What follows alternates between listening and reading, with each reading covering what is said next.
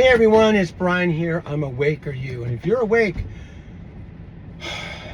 you can't sleep with all this ruckus going on. What ruckus? All the prophecy every single day in the news. How can anybody sleep? How can anybody fall asleep right now or stay asleep? Prophetically speaking, we're living the last days. Actually, the last seconds. The Lord can come right now before I can finish this video and upload this video. All the Bible prophecy is just jumping off the pages of the Bible every single day on our phones and devices. It's incredible to watch. It's a high watch time. It's going to be a high watch time until he comes. I know Rosh Hashanah is coming up. It could be Rosh Hashanah. It could not be. It could be today. We don't know for sure. I know there's dates being set, and that's fine. It's exciting.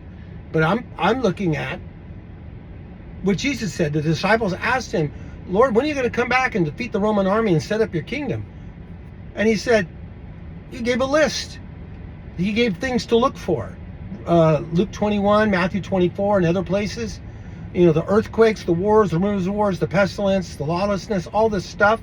He goes, you look for these things, and when these things start increasing, like labor pains, getting more intense, closer together, more crazier, then look up, your redemption draws nigh. Well, my neck hurts. And I know yours does, because it's drawing nigh fast. It's drawing nigh really fast. It's the elephant in the room. It's actually, what's the mammoth? It's the mammoth in the room. What's that mean? It's so obvious something's going on. And if you can't see it, I don't know what to tell you.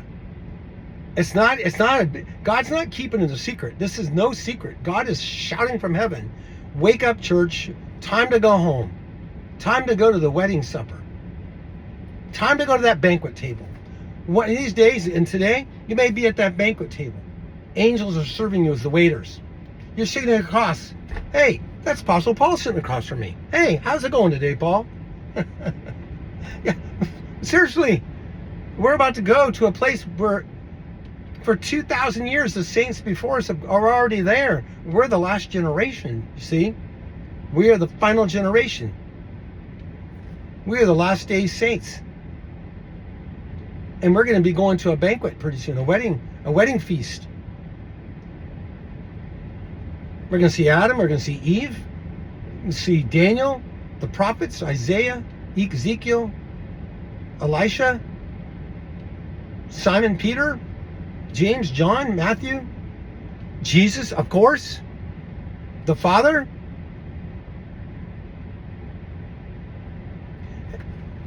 Heaven's real. I said this before. The earth is a shadow of the things in heaven. There's streets in heaven. It talks about it. There's fruit trees in heaven. There's a river in heaven. There's God's throne in heaven. Many people have died and come back and have near-death experiences, saying basically the same thing. It's beautiful up there. There's flowers up there. There's grass up there. There's hills up there. There's lakes. There's mountains. There's oceans. There's beaches. All up there, waiting for us.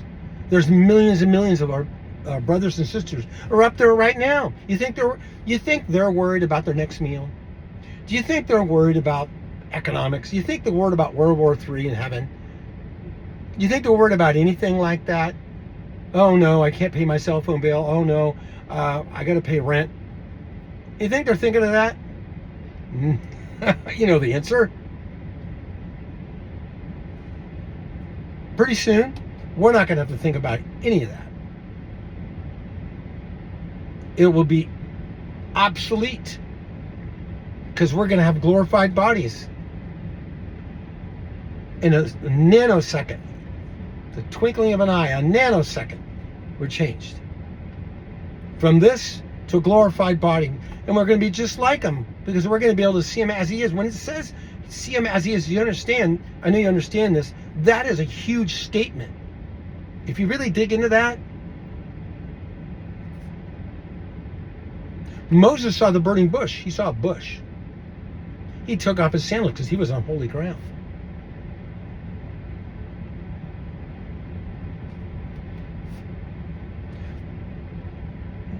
People would die if when they saw the presence of God. They would literally just drop dead. But we're going to have a body that will see him as he is. We'll see him glorified, and we won't die. Doesn't mean we're not going to fall down and worship, but we're not going to die. We're going to be able to withstand the power radiating from him on very low frequency. He's going to have his power turn way down compared to what he wants to be. We're about to see him glorified, because we're going to be glorified, because he got glorified first. And we're going to see him as he is, because we're going to be just like him. We're going to have a spacesuit, I've said it before, to be able to explore heaven. We're going to be able to breathe the air in heaven. We're going to be able to stand before a righteous, holy God and not die. That alone is just amazing. It's supernatural.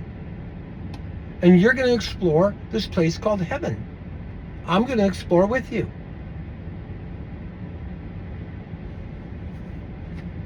And it's almost here. I mean, it's just the temple. They're getting ready to build that thing. They're getting ready to build it. They have all the artifacts. They got the Levi priests. They got the red heifer. Saw a video on Watchman Adam River, or Watchman Adam Watchman. I'm sorry, Adam, I messed that up. But on his channel today, he has a video of a young woman living in Jerusalem. And she lives there, and she took a video. They're building an elevator to get up on the Temple Mount. They're preparing for the temple.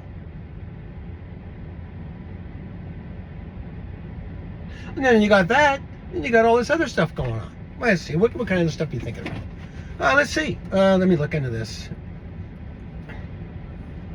Here. Hold on. See if I can get here. Here we go. Here we go. What other stuff? I don't know. 6 earthquakes rattled. This is on NewYorkPost.com. 6 earthquakes rattled same New Jersey County in one day. New Jersey's getting earthquakes now. A lot. Is the increase of earthquakes? I don't know. Maybe. How about the earthquake in the Pacific Ocean between the mainland and Hawaii? They don't get them there. It's weird. There's no plates there. And they're getting earthquakes there. Everything is about to get shaken. That cannot be shaken. Everything that can be shaken is about to be shaken. Literally. When the rapture happens and we're gone, and then the covenant with the many is signed in Daniel 9:27, all hell is going to break loose, including the earth itself. You can see the preparation for everything going on right now. They're preparing for nuclear war. People are arming themselves to the teeth. Ships and military equipment are being sent to the Middle East, being sent to the East. They're all over the place. Militaries are building up frantically right now as I speak. But then they're talking about peace. Hey, it's just like the Bible said, right? There's Thessalonians chapter 5 when they're saying peace and safety. Everything is in play. Everything is ready, almost. Well, so actually it is ready. It's not almost. It is. So you got those earthquakes. Then you go down here, and you got first red weather alert issued in Denmark. 5 inches in 12 hours. Rain. Then you got flash flooding. This is weather.news. Flash flooding prompts rescue operations and claims 1 life in Kansas City. Another flash flood. Moscow hit by 3.6 inches of rain in 12 hours. I mean, I could just go down the list. I did. Actually did. Not a big list, just because it's a lot larger than this. So, what's going on with the weather? But nobody's talking about it. I mean, they talk about it a little bit, but not really a lot, the mainstream. They know what's coming. The world government knows what's happening, and they're not going to inform you. Don't believe that your country, your county, city, state, wherever you live, is going to notify you about anything. I'm telling you, the world's changing fast, because we're about to be changed fast in the moment, in the twinkling of an eye.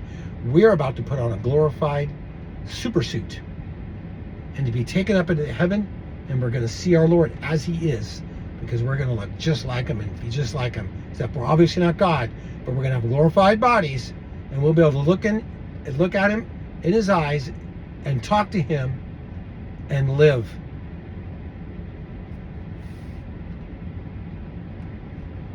I mean, this is on JPost, JerusalemPost.com. Donald Trump says that he won't convince Iran into nuclear talks. He's done talking with Iran. Iran's started mouthing off again. They're being defiant. Jeremiah 49 is not done, but it's getting there. It's about to start up again, and we could see the Middle East blow up at any point, any minute. It's gonna happen before we're gone. I got a feeling everything that's happening right now, all this stuff going on, is allowed. It's increasing, but it's not going to come to its fulfillment because the Holy Spirit, the restrainer, is holding everything down. The 10.0 earthquakes that are going to happen, the islands sinking into the ocean, the cities falling flat, a meteor, Revelation 88, a mountain burning with fire hits the ocean, wormwood, all that it's all being held down to the right moment, God's moment. God's going to rescue his bride from the earth, and then he's going to say, okay, you guys are safe. Close your door, come into your chambers for a while until my indignation passes. Isaiah 26, 19, 20, and 21. The indignation is about to start, but we're removed and taken off this planet and placed in a safe place. Where? In heaven.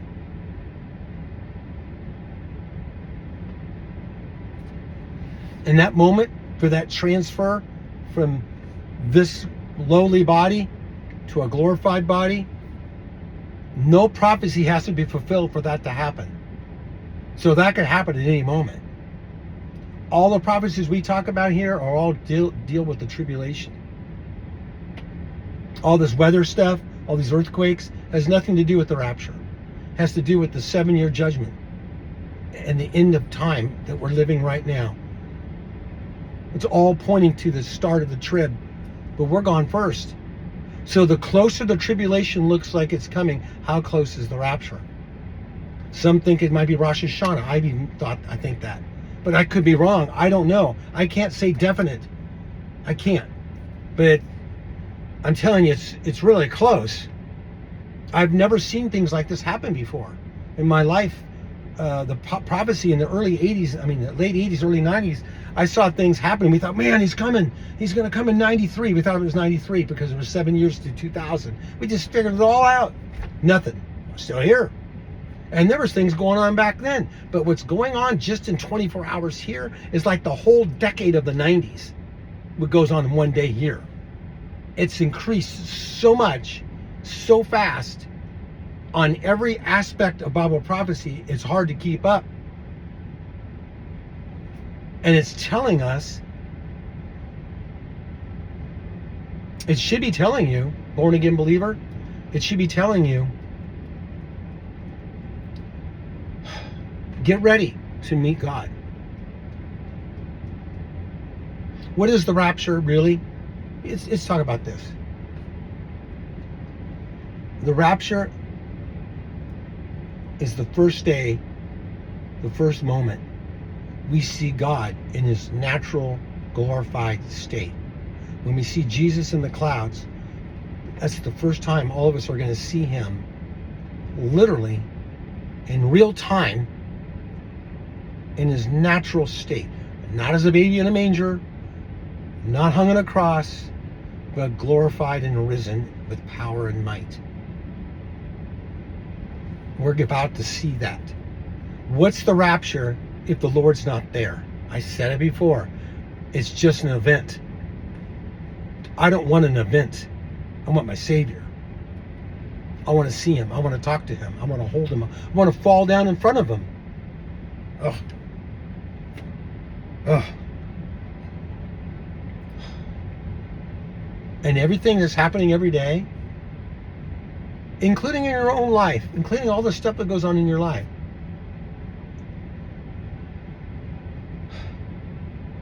it's all meant to make us closer to him. The good, the bad, and the ugly. all this stuff we go through, everything this world throws at us, some horrible things for some people, just horrible. Your best days are ahead of you. So don't give up. Don't throw in the towel. What's that going to do? You're born again. You already won. You already won. You're seated in the heavenlies. Your name is written in a book in heaven called the Lamb's Book of Life. And all those whose names were not written in the book were cast into darkness, into the lake of fire. If your name's written there, you're good. You're really good. But if your name's not written there, you're not so good. You need to ask Jesus in your heart right now. You need to come to him. God, I need you. I'm a sinner. I'm just nothing in my life. I've ruined my life. I know that you died for me, Jesus. You were buried and rose on the third day. Your blood and your body and your sacrifice and all the torment. I should have been on that cross, whoever you are. But you are instead of me. And you are an innocent man. Innocent God man. You didn't do anything wrong, but I've done everything wrong. But yet you died for me. And Jesus, you said it was finished, and it is. The payment for sin is done. He only has to die once and raise once. He's seated in the right hand of God right now, waiting for God to give the go to come and get us. But he's saving right now. This is the age of grace. He's saving. And if you're out there and you don't know the Lord, you need to believe he died, buried, and rose again. Have faith. Confess with your mouth and believe in your heart that God the Father raised Jesus from the dead. You don't do that? This is serious stuff. Because we're about to leave. And you'll be left behind. And there's a really good chance you're not going to survive. The scripture says, by the time the Lord comes back at the end of the trib, mankind upon the earth is like gold, because there's so few compared to what's now. You need to do it now. You're not going to have all your answers. Nobody's going to get all their answers of what I got to have all my questions answered. You're never going to get that. But there's one question you need to have answered. That's your soul. You need to know where your soul's going today. You're going to die. You're going to go to bed tonight and wake up in hell, gnashing of teeth, and eternal flame and agony? Or you're going to go to bed tonight and wake up in God's presence, because absent from the body, you're present with the Lord. Your choice. I've made that choice. I know where I'm going to wake up. I know where I'm going to go when the rapture happens. Many of you know this. You have a certainty. It's not what you've done. It's what he's done. And you know what he's about to do next? He's about to come back and take the church home. That's what he's about to do next. Everything is pointing to that. Every single thing you see is pointing to that moment. You see on television, it's pointing to the start of the trib. The rapture happens first. A rapture is about to happen. We're just waiting for the last person to get saved. I'll just read you one more article that makes my point on the end times here. Where is it? Come here, Brian. Here we go. Here. Come on. Here we go. Okay. The Rutherford Institute. Bodily autonomy. The right to privacy and integrity over your own bodies is rapidly vanishing. The debate now extends beyond forced vaccinations or invasion searches to include biometric surveillance, wearable tracking, and predictive health profiling. We are entering a new age of algorithmic, authoritarian control where our thoughts, moods, and biology are monitored and judged by the state. This is the dark promise behind the newest campaign by Robert F. Kennedy Jr., President Trump's Secretary of Health and Human Services, to push for a future in which all Americans will wear biometric health tracking devices. Under the guise of public health and personal empowerment, this initiative is nothing less than normalization of 24/7 bodily surveillance, ushering in a world where every step, heartbeat, and biological fluctuation is monitored not only by private companies, but also by the government. That's just one article about Bible prophecy. Now, where's that in the Bible? And I don't have, you guys are schooled very well. A lot of you out there, most of you are just incredibly knowledgeable about the scriptures. Revelation 13, 16 and down. The mark of the beast. Whole Foods. I did a podcast on this, a video, I don't know, months ago. You guys can look it up. About Whole Foods. You can get a chip in your hand, it's not the mark, and you can go to Whole Foods and just scan your hand and come right out of your account. Come on. That's just one prophecy. One. I can go down the mall. Earthquakes, hello. How about the sun burning men? How about that? Is that in the scriptures? Okay. How about the red heifers? The temple being rebuilt. How about Israel coming back to its land? I mean, how about Iran? How about Russia? How about all this stuff? How about China, the army from the east, China? Is that all in the Bible? And is that all happening now? That's what I'm trying to say. This is how close we are. So, in whatever day you're having today, and I've had some bad days, and all of us do. All of us do. But it's okay, because Brian's best days, when he shows up, those best days for Brian, they're coming very soon. Yeah, let me say this. Jesus is coming to you in a neighborhood very soon, close to you. He's about to rapture us. Harpazo, the forceful removal of the church. Some of you might go kicking and screaming, but we're all going to go. Because you have no choice. You're born again. You believe that Jesus died and buried and rose again. You're going to heaven whether you like it or not, and I'm so sorry to ruin your day. Isn't that a bummer? Just, oh man, really? I was hoping I could stay at least a little longer. And I know a lot of people think that because they want to get married, or they're getting married, or engaged, they're buying a house. Those are good things, and I really actually understand this.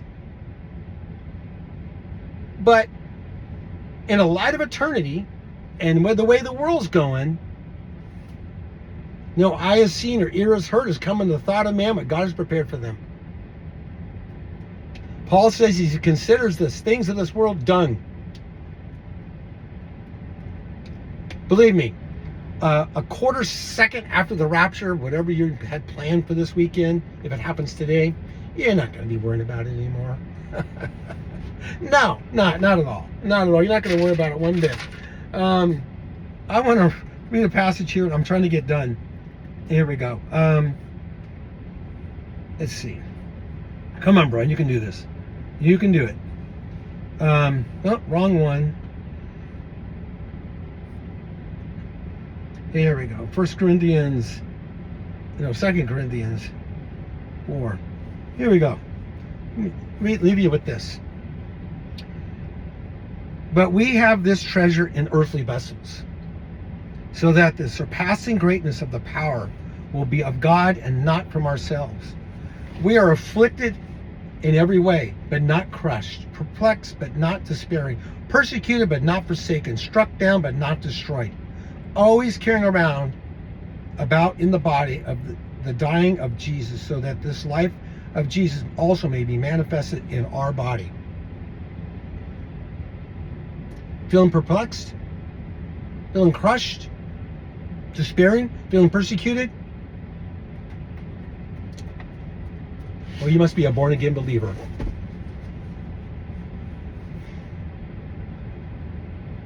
Don't worry about it. It says in the scriptures, God's going to bring us safely into his heavenly kingdom. You may be crushed, but you're not destroyed. You may be perplexed, but not despairing. Why? Because he who lives in you is greater than he who's in the world. He who lives in you is about to take you to heaven in a glorified body at any moment. That's why we are almost home. We are almost home. So you go about this day and this night, and sorry about the video being so late today. It's been another crazy day trying to get video out. But that's okay. I'm going to get them out. Because the Lord's about to return, and we're about to go see him at any moment. Think of the things above, not the things below. The things above are eternal. The things below are going to disappear. They're temporary. You have treasures up in heaven already waiting for you. You're already seated with him in heavenlies. You're already righteous. You can't be any better than you are now, even though you may not feel that way. That's how God sees you. When he looks down from his throne and looks at you, he sees a white robes, righteous. He smiles on you and says, that's my child. But you might have had a horrible day and did some horrible things last night, but that's how he sees you if you're born again. If you're not born again, he's already judged you. You're done. You need to turn. You need to turn quick, because this world's about to turn quick into a living hell on earth, because the rapture's about to happen and sudden destruction will come upon them, and then the signing of the covenant, and then the tribulation starts. Get saved today. Today is the day of salvation. And saints, if I don't see you tomorrow, I will definitely see you in the clouds. Your brother Brian out. Bye-bye.